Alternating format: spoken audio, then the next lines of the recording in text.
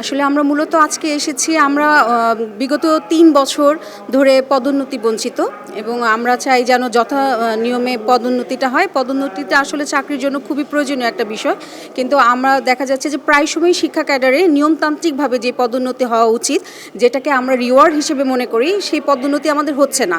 তাছাড়া শিক্ষা ক্যাডারে আরও অনেক বিশৃঙ্খল অবস্থা দেখা যাচ্ছে, যেখানে আমরা শিক্ষক কর্মকর্তা, সেই শিক্ষক কর্মকর্তা হিসেবে আমরা যেখানে বিসিএস পরীক্ষা দিয়ে আসছি, অনেক প্রতিকূল পরীক্ষা দিয়ে বা কঠিন পরীক্ষার সম্মুখীন হয়ে আসছি, সেখানে অনেক মানহীন কলেজগুলো সরকারি হয়ে যাওয়ার ফলে এবং তাদের কলেজের ওরা সরকারি হয়ে যাওয়ার ফলে আমাদের পদোন্নতি যে বিষয়টা সেটা পিছিয়ে যাচ্ছে, ফলে আমরা নিয়মতান্ত্রিকভাবে পদোন্নতি পাচ্ছি না। আমরা মূলত এই জিনিসটাকে ফোকাস করেই আজকে আমরা আমাদের বিষয়টাকে সামনে আনার জন্য আমরা সাংবাদিক সম্মেলনের আয়োজন করেছি। না, আমরা এর আগেও এসেছি, আমরা এর আগেও দাবি দেওয়া নিয়ে এসেছি। আপনারা জানেন যে দাবি দেওয়া পূরণ হয়নি বলেই আমরা বিসিএস ক্যাডার অ্যাসোসিয়েশন আমাদের দাবি দেওয়া পূরণ করতে পারে নাই বলেই মর্যাদা রক্ষা কমিটির জন্ম 2016 সালে, এবং আমরা সেই মর্যাদা রক্ষা কমিটি থেকে সেই সময় 2018 সালের যেই বিধিটা হয়েছিল, যে জাতীয় কলেজের যে বিধিটা, যেগুলো টিচাররা সরকারিকরণ হবে না, সেটা কিন্তু আমাদের এই মর্যাদা রক্ষা কমিটির প্রেশারের ফলেই হয়েছিল এবং আমরা তখনও দাবি দেওয়া জানিয়েছি এবং প্রেস কনফারেন্স করেছি। যদি আপনি আগে দেখে থাকেন 2017 সালে আমরা তখনও প্রেস কনফারেন্স করেছি, কিন্তু আমাদের সেই দাবি দেওয়া সুনির্দিষ্টভাবে হয়তোবা মন্ত্রণালয়ের ঊর্ধ্বতন কর্মকর্তাদের কাছে পৌঁছায়নি, ফলে আমাদের দাবি দেওয়া পূরণ হয়নি। আর আমরা মনে করছি যে আমাদের বর্তমান যে সরকার আমাদের চাচ্ছেন দেশের উন্নয়নের কারণে, এবং রাষ্ট্র সংস্কার হচ্ছে তাদের মূল লক্ষ্য।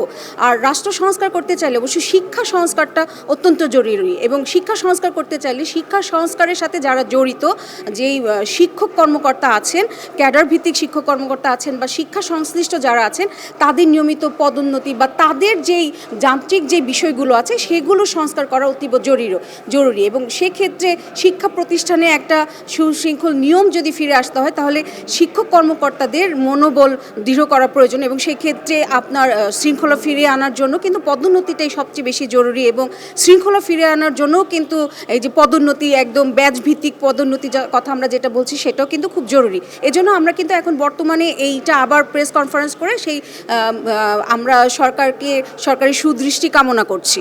আমরা বর্তমান সরকারের প্রত্যেকটা কর্মকাণ্ডের সাথে সহমত আছি, এবং আমরা মনে করছি যেহেতু রাষ্ট্র সংস্কার ওনারা করছেন এবং শিক্ষাটাকে তো সেখান থেকে বাদ দেওয়া যাবে না, এবং আমরা আশা করছি যে আমাদের যুক্তিটা ওনারা যৌক্তিক বলেই মনে করবেন এবং মূল্যায়ন করবেন। সবাই যখন জোয়ারে গা ভাসায়, কেউ কেউ ঘুরে দাঁড়ায়। সময় হারতে শেখালেও কেউ কেউ চ্যালেঞ্জ ছুড়ে দেয়।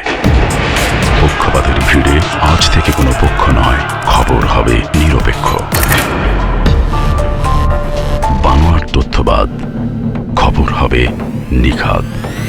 ভেঙে গুজবের শিখ, খবর হবে নির্ভীক। এলো খবরের কাগজ, নিখাদ, নির্ভীক, নিরপেক্ষ।